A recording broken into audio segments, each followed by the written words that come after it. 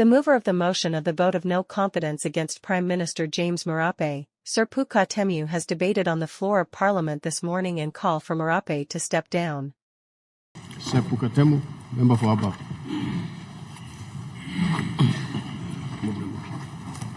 Mr. Speaker, honorable members of Parliament, consistent with Order Number 8 of the SCCA 1 2025, as the mover I rise to say a few words before I move the motion.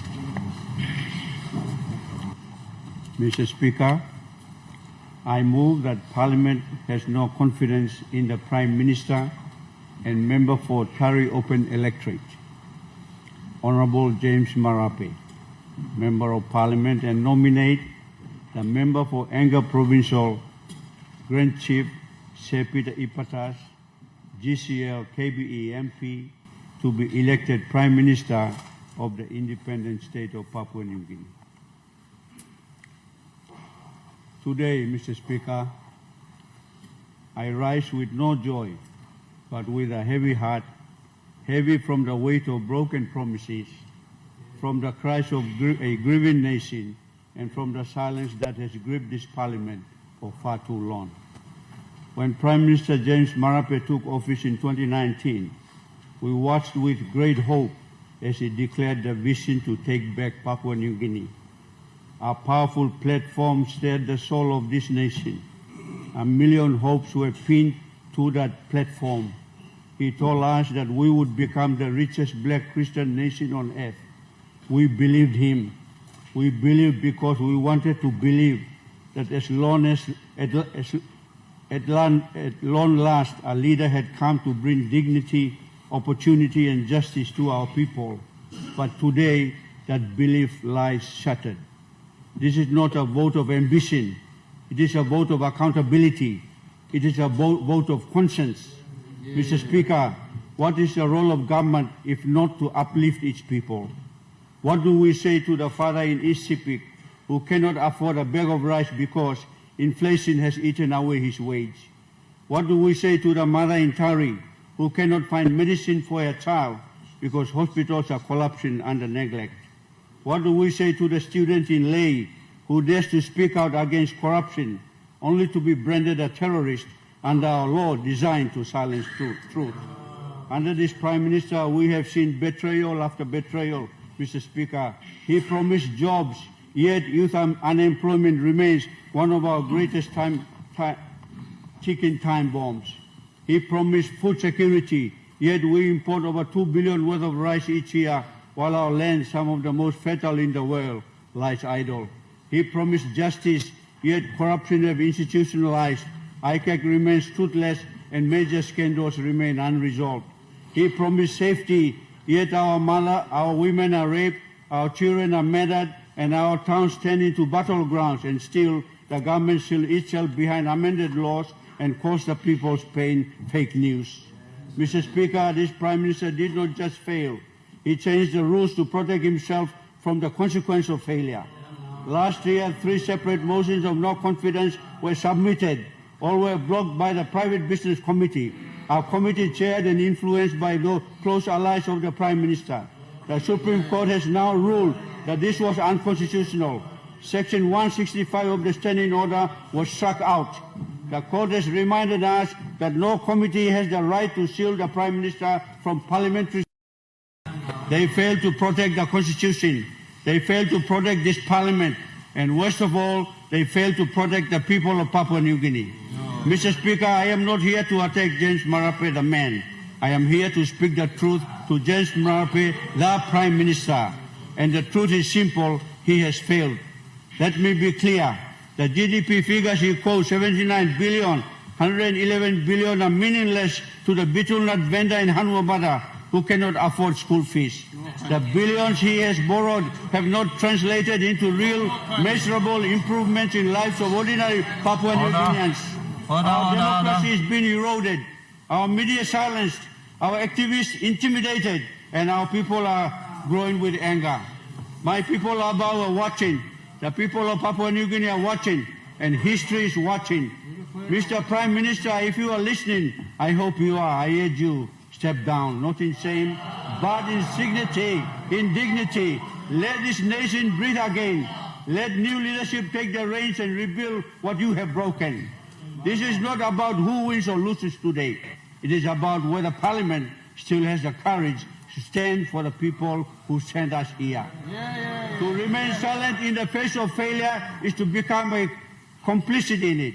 I will not be silent. I will not be complicit. I will vote to restore hope, dignity, and accountability to Papua New Guinea. I support this motion of no confidence, Mr. Speaker. Dr. Tom Lino also raised similar concerns. But the people of PNG, represented by the few on this side, will lose. Mr. Speaker,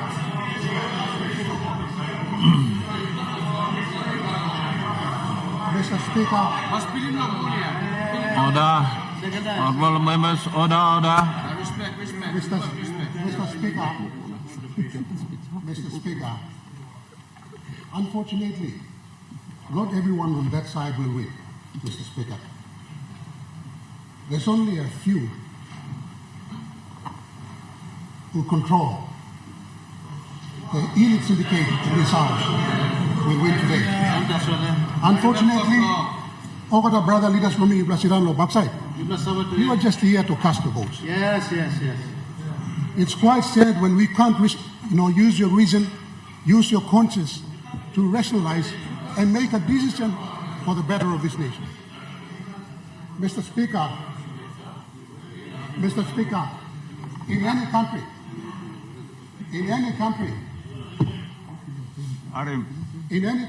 Motion is on. when inflation and unemployment eat the roof, the people rise. Those are overt signs of economic failure, but not in this country, Mr. Speaker. Unemployment rates have actually gone through the roof, Mr. Speaker. Inflation has gone through the roof. The only pay rise that has happened in this country is the members of Parliament. They have actually increased their own pay, whilst the people suffer the consequences of inflation. That is the whole truth. Talk him on. Bamin stop. People leaders. Aus talk. Today, Baibla vote na Baibla win. But let me talk him. Ting all man on street. Mr. Speaker, Prime Minister, when you make your victory speech today, I want you to mention a few things. Number one, I have the copy of a ticket I bought for one of my supporters to attend a funeral service here in Port Moresby. Now that ticket, it's 1,132, and that's 2 months ago. From Hagen to Port Moresby, we used to pay the airline ticket from Hagen to Moresby used to be 700 and below 700 kina, Mr. Speaker. The prices of airline tickets have actually doubled in the last few months. Mr. Speaker, I have raised an issue on this floor for 2 years, Mr. Speaker. For 2 years, I have raised the Speaker through you to the Police Minister. No single arrest has been done. And this is the prime responsibility of any government to protect its citizens. Mr. Speaker, I had them made some initial, emotional statements when they debated about the, issues surrounding women in this country. But these women in the heart of Wabe town have been harassed daily by a group of people, Mr. Speaker. And no single arrest has been done. Mr. Speaker, that's the government that we are going to give another 18 months of mandate this morning, Mr. Speaker.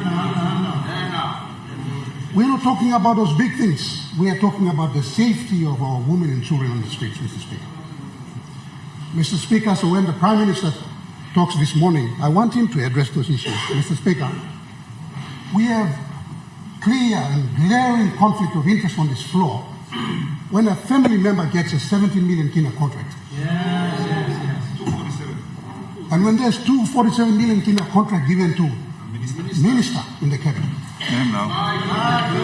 Mr. Speaker, those are the simple questions the Prime Minister needs to answer when he makes his speech today. He needs to tell the people, because he is the chief accountable officer of this country. He can no longer blame his incompetent ministers. He can no longer blame any other person here on this floor, Mr. Speaker. The win today is for the ministers, not all ministers, for the few ministers who hold the balance of power on this floor, Mr. Speaker. It is not for the ordinary people, Mr. Speaker. So you blow good leader sit on backside. You blow man makim you blow come on floor of parliament. You blow use me at you blow king. I'm appealing to you people. Nobody on the man and makim you come on the floor of parliament, Mr. Speaker. Me stop, nobody, the people of Wabe. I am accountable to the people of Wabe. And because there's a national parliament here that represents this country, I am here. Me no come up member of parliament because we sought the money, Mr. Speaker. I was a specialist surgeon working in the hospital, Mr. Speaker. And I know all of them. Most of them are. Mr. Speaker, today, me like happy lo yumi okata. I'm not Dr. Cross. Me are implanting you I'm not Dr. Cross. I'm appealing to the Prime Minister. He'll be given another mandate for another 18 months. Uninterrupted mandate because we have already passed laws on this floor to protect his chair. And I'm hoping, Mr. Speaker, from this day onwards, he would be a man, have the guts to make strong decisions to protect the future of this nation, Mr. Speaker. One time, Bisla, Mr. Speaker, I second the motion.